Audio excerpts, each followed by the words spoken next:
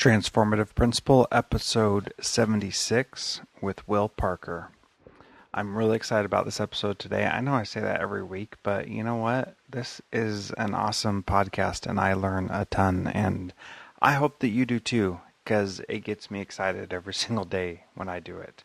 We're going to talk today about dealing with difficult people, and the key point here is make sure you are not the difficult person. That's where you start, and this is a great interview with William Parker. Please make sure you support him. Buy his book. The link's down in the show notes, and I'm grateful to have him on the show today. You can follow me on Twitter at Jethro Jones.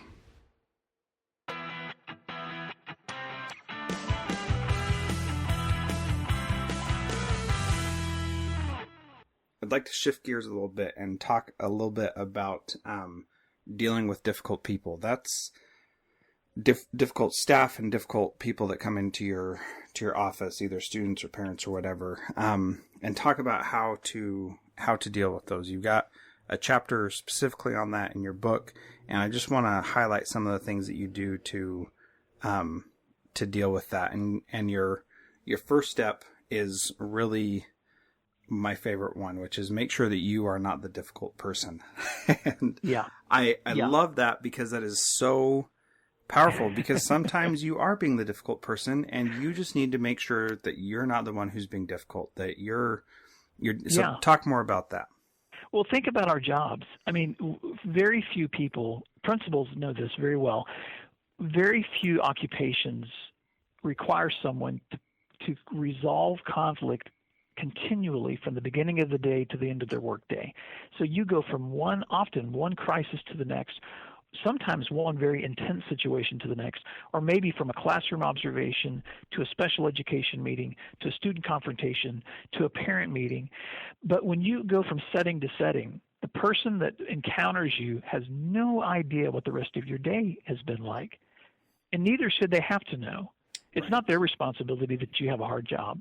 And so when you walk in with all that baggage, really it's inconsiderate to expect them to treat you like you're some champion or that you're some person who's putting out lots of fires, because all they know is they have a problem or they have a situation that needs help, and you're the person who's meeting with them to help them resolve it, or perhaps you're confronting them, or perhaps you're mediating, whatever the situation is. And so it's so good to just check yourself when you're walking into a situation to realize that, and to gauge your own temperament, because other people have no idea what you faced that day, but they also don't deserve to be treated any differently than if they were the only problem that you were helping that day or the only challenge that you were facing that day. So it's just so important to keep in mind that you need to be open and neutral when you come into that setting, because they could already be keyed up. They could already be upset. They're not usually seeing you because everything's great. They're usually seeing you because there's something that needs to be helped. And so checking yourself first to make sure that your own temperament is calm and professional and open. And I always try to ask myself the question, how would I place myself in their position if I'm the parent coming in looking for solutions, or if I'm the student who's intimidated to talk to a principal, or if I'm any person talking to me, how would I want to be treated? And and so I try to get myself in that mindset of, and I usually say, even when students come in to see me, usually the first question they'll ask them is, how can I help you? What can I do to help you? And I know that's a customer service question, but it's what I want for people to do for me, and so I want to do the same for them. So I think that's why making sure that you're not the difficult person is so important, because you at least remove that element of difficulty from the table and from the equation. Because sometimes if you are keyed up, or you've already had a bad day, or someone's already made you angry, and you bring that in with you, then you've already created the possibility for this meeting to go bad. Mm-hmm. Yeah, totally. So you decrease the emotions that are involved in the situation by taking control of your own. Mm-hmm. And that's not always an easy thing to do. And it really does take focus. Like you said, you need to reset yourself. You need to be intentional about that. Like you said, you can't just think that it's going to happen naturally, because it's not a natural thing to happen. It requires you to really think about it and do what's right? What are some other strategies for dealing with people who are difficult? Well, I think the second thing I talk about in that chapter is just the importance of understanding before coming up with a solution. And I love that Stephen Covey quote about, seek first to understand before being understood. Yep. Because when someone's trying to explain something to you, it's important to give them full attention. And sometimes I still struggle with this because if I'm being asked something on the fly or when I'm on my way to a meeting, it's hard to stop and give someone your undivided attention. But it's so important to give them your attention and to try to really understand before offering a solution. Sometimes you can shoot from the hip in a situation where you need to chew on something and digest it before coming up with a response. And there are times if I'm faced with something that's difficult where I ask for time, please give me some time to think about this and get back to you, or let me respond to you later when I've had an opportunity to think about it. But I think understanding that, and on a practical sense, seeking to understand someone, physical posture during those times is really important too. So eye contact, openness, clenched hands or crossed fists or arms are, demonstrate closure. And I know this is like counseling 101, but it works, but open postures, kind expressions, open hand gestures. And I take notes when I talk to people, because if what they're saying to me is important, then they need to see that I'm demonstrating that I'm listening and trying to remember what they're talking to me about. So often when someone comes in, I'll pull out a notebook immediately, sit down with them, try to keep an open posture, and I'll take notes about what they're saying to me so that they can see that I'm giving them my attention, and I'm trying to come up with ways to demonstrate to them that what they're saying to me is serious, and that I will try to find a solution with them. Mm-hmm. Now, not every situation is going to be friendly. Sometimes you've got situations, especially when you're dealing with difficult people, that require, firmness as well as friendliness. And I think that's the third thing I talk about in that chapter is being firm, but also being friendly. And one example that I remember from a good principal friend of mine was a parent who came to see her after school one day and was very upset with her because her son had told her that this principal had yelled at him. And so she came to find my principal. This was at bus duty. And so she confronts her and says, "Hey, my son told me you yelled at him today." Mm-hmm. And instead of trying to re-explain the story or trying to make it sound better than it was, she just told her the truth. "Yes, I did yell at him today. In fact, here's the scenario. I had already confronted him in the hallway on other occasions that day for being out of class without permission.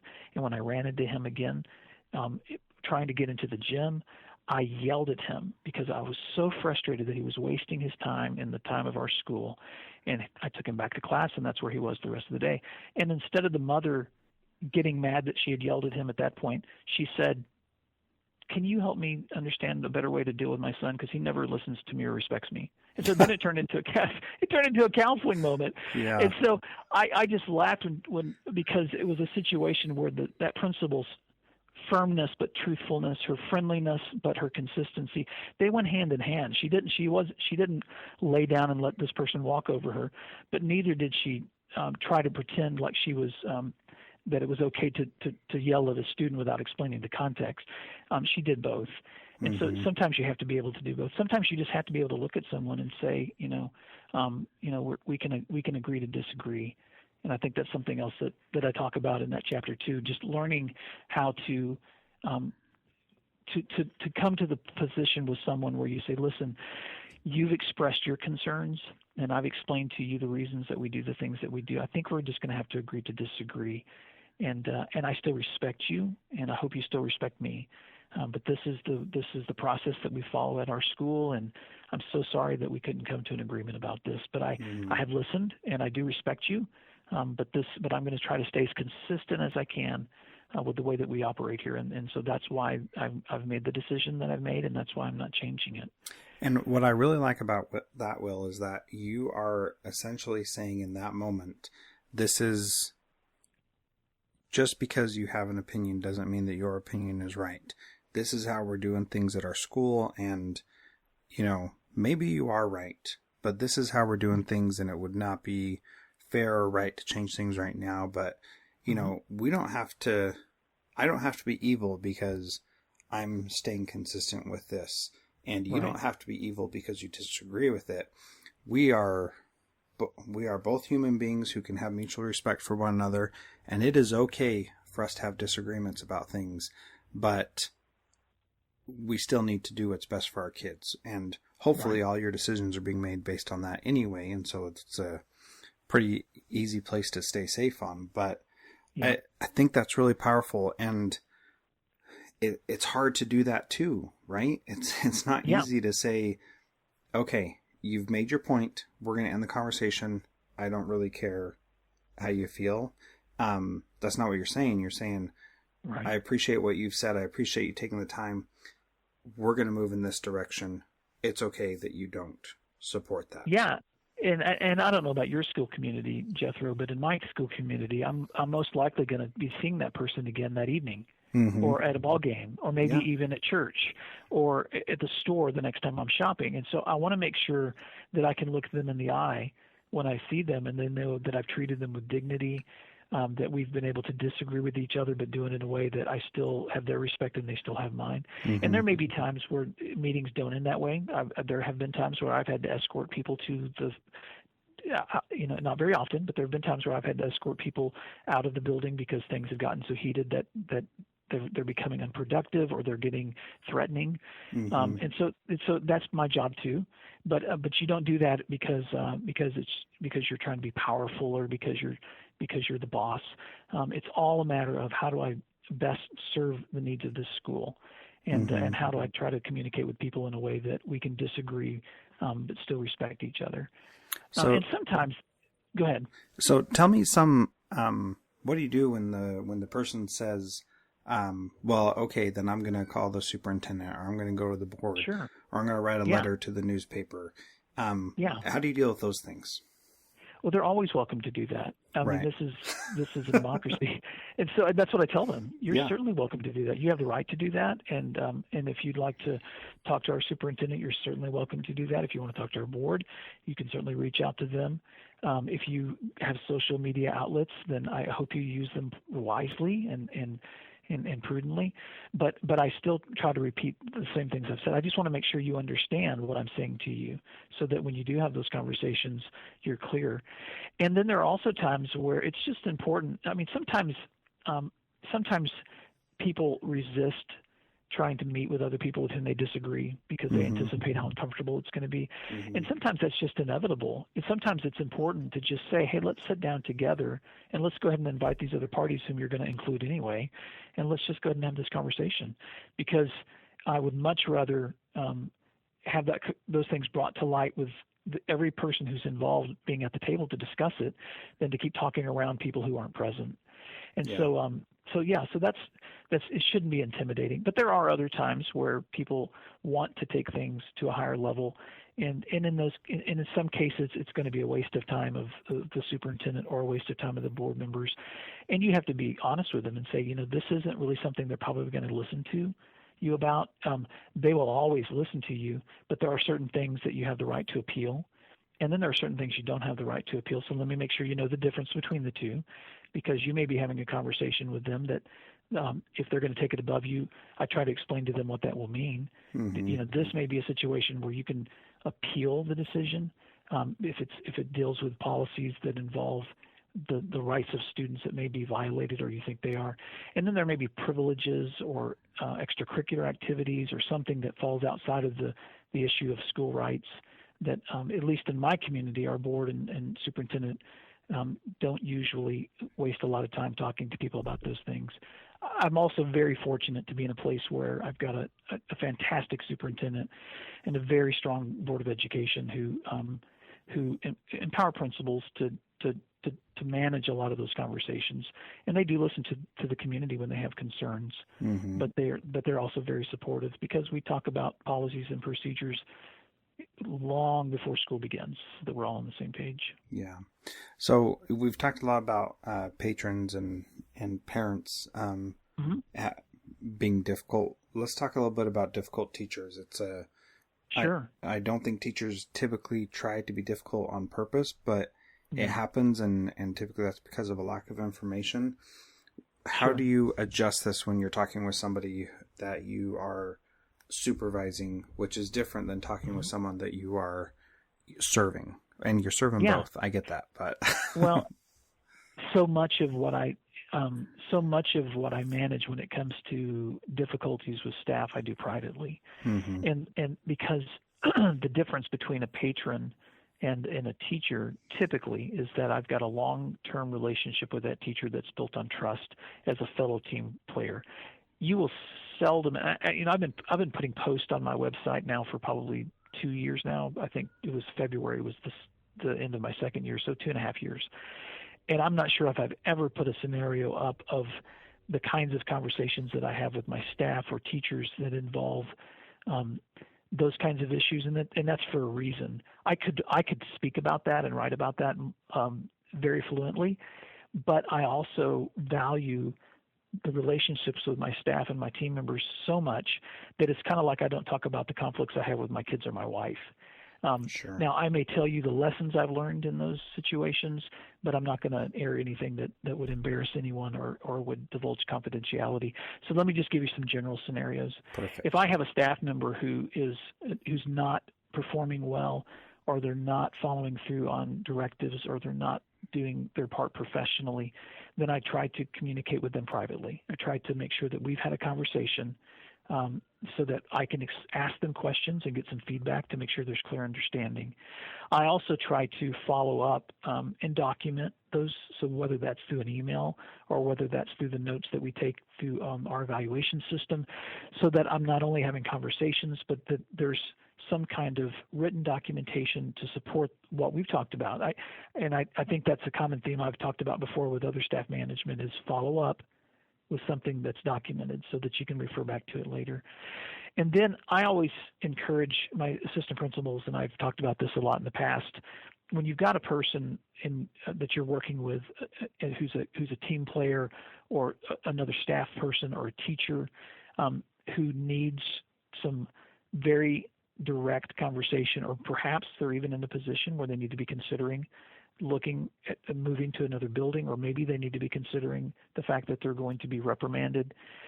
You just have to be willing to have those uncomfortable conversations and be honest. And I know there's a lot of training I went through in my courses in teacher training and my master's degree on all the steps that you take to make sure that you're not violating anyone's rights, and to make sure that you're following due process, and to make sure that you're not getting in trouble with teachers associations and all those things. And I respect all of that. But I'm also a big fan of just being honest and telling someone, listen, this is the challenge that I'm having with you right now. This is the challenge that I'm having looking down the road.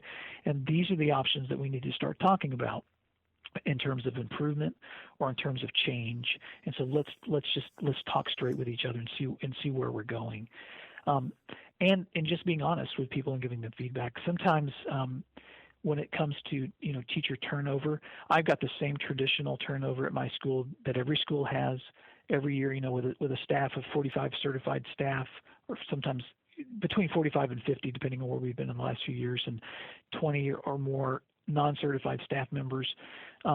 Every year I can expect 4 or 5 people that are going to rotate out of my building for some reason. Mm-hmm. And whether it's retirement or something better has happened or something's open for them. My very first year I had, I think it was around 14 or 15 teachers that transitioned. That was enormous change. Yeah. But it also gave me the opportunity to hire staff that were directly influenced by me in terms of hiring. So, more than 2/3 of my staff are people that I've been directly involved in hiring now. And that provides me with an opportunity to feel like I'm on the same page with them. And those who have been here before me, we have a good relationship, and I believe an open relationship, so that I can talk to them if correction needs to happen. But all of those tips on dealing with difficult people work with teachers too. Mm-hmm. It's making sure I've checked myself, making sure that I listen first and try to understand, making sure that I'm firm and friendly at the same time, making sure that if we have to agree to disagree, that we do. And then I think the step that I take with them that's important as a follow-up is documentation to make sure that what we've talked about is something that I can later go back to and refer to with written documentation in case there's a disagreement. Mm-hmm. Yeah. So one of the things that you talked about was being honest and and open in your communication with teachers. Yeah. And, can you talk a little bit more about that? And here's the angle that I've seen in talking with many principals and administrators and teachers as well about this situation is that because of association contracts and union contracts and things like that, people aren't able to say what they really want to say in those situations because they have to be filtering everything through that due process or contract issues lens and make sure that they're saying what's kosher and quote unquote, right? And how do you deal with that and the honesty piece? That's what I'm trying to understand.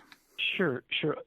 I'm not sure how it is in your state, but in Oklahoma, it's a little easier for us because our state law allows us with new teachers to place them on temporary contract for the first couple of years, which means that their contracts are not automatically renewed at the end of a year. You have to recommend them for rehire. So with a new hire, it's much easier to say to him or her, if they're a strong teacher, I'm so excited about recommending you at the end of this year. And if they're not strong, and if you've dealt with multiple evaluations and situations with observations and given them consistent feedback through the year where they need to improve, then it's much easier to say at that point, I regret to tell you that I am facing the possibility of not being able to recommend you at the end of the year. Let's talk about that. Mm-hmm. And so that creates a scenario now where there's some, on their part, where they begin to own, are they going to be stepping up to the expectations that you have? Are they going to voluntarily move on because they don't want to be left off the list? Are they going to be looking for some other career option because it's a whole lot better for them to be proactive and looking on their own before you have to say as an employer that you did not rehire them? So those are some of the scenarios that make it easier when you're dealing with temporary contracts.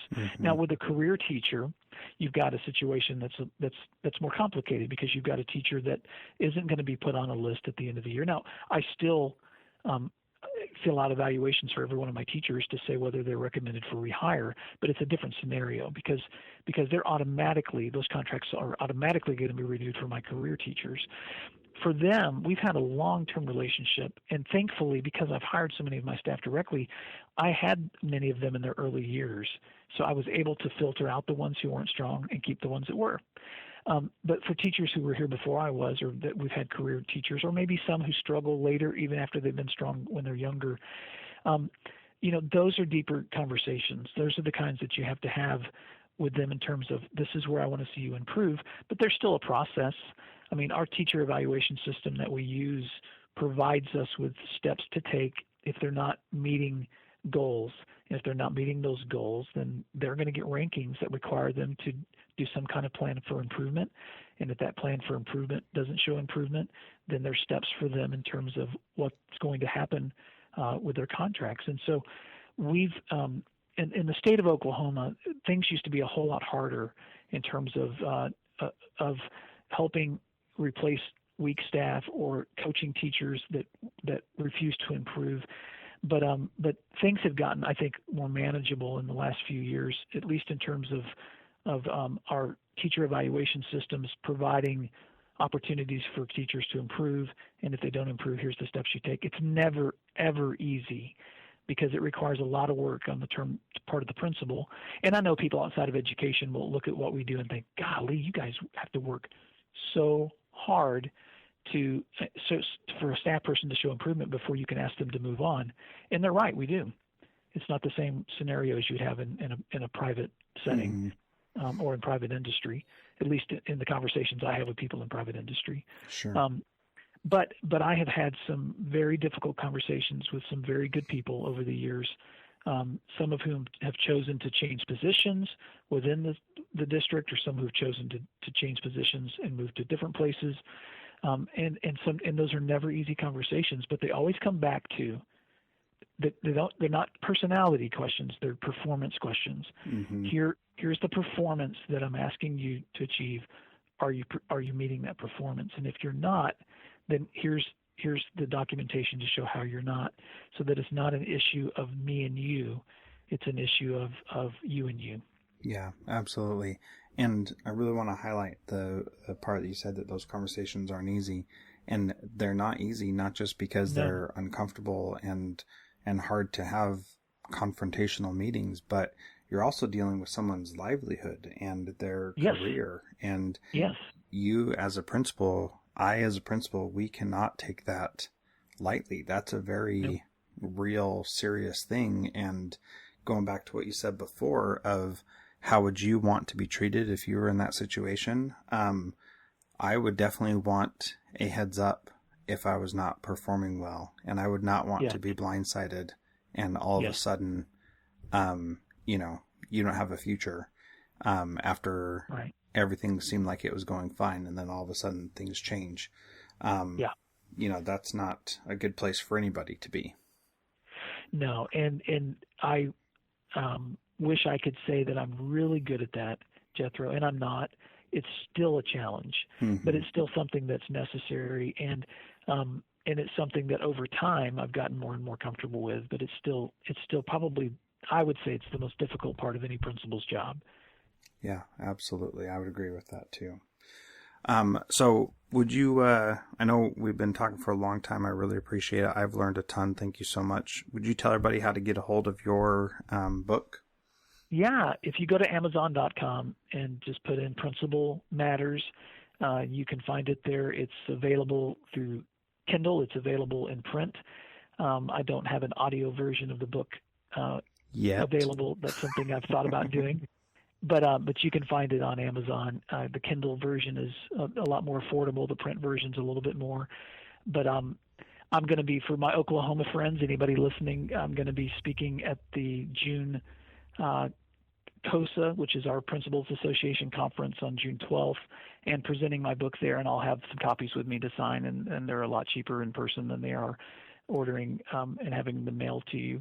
But I'm excited. I would be thrilled if anybody wants to do a review. I think I've only had one review on Amazon since I put the book out a few months ago, and that was actually one of my students who's a published author himself. He bought my book and came and saw me immediately, and I was excited because he said, "Hey, listen, I read your whole book, and I wanted to tell you as a student that your book really spoke to me because I'm interested in leadership, and I felt like every chapter had something to say to me. So I think this is a great book, not just for principals, but for anybody who cares about leadership."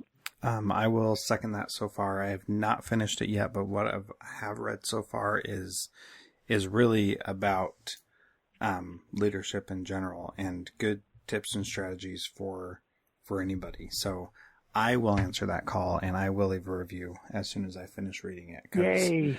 Yeah, I know how important that is. I just, of course, go ahead. I'm sorry. I was going to say, of course, anyone can find me at williamdparker.com. I just get so excited every time I see a new subscriber. That means somebody else is going to be getting my weekly posts with some ideas of ways that they can better serve their students in their schools. So I'd love to see some of the listeners to your program log in there at William D. Parker. Anybody who subscribes to my blog gets a quick download of my 8 Hats for Principals, which is a presentation and an ebook that I put together just primarily for young principals and aspiring principals, but it's a great reminder for veteran principals on the different hats that you should be wearing every day to serve your students and serve your school well. Yeah, and I also will second that everything that you write is powerful and makes me think and makes me want to be a better principal. So I appreciate all that you're doing to help our profession, and all the resources and skill that you're sharing out is just awesome. And thank you again for coming on the Transformative Principal. And hey, thank you so much for having me, and thanks for the work that you're doing and connecting principals and sharing great ideas. And I applaud you. You're a technology wizard. I don't know how you pull all this off, but congratulations. Oh, that's great. Thank you so much. All right. Well, thank you, Jethro.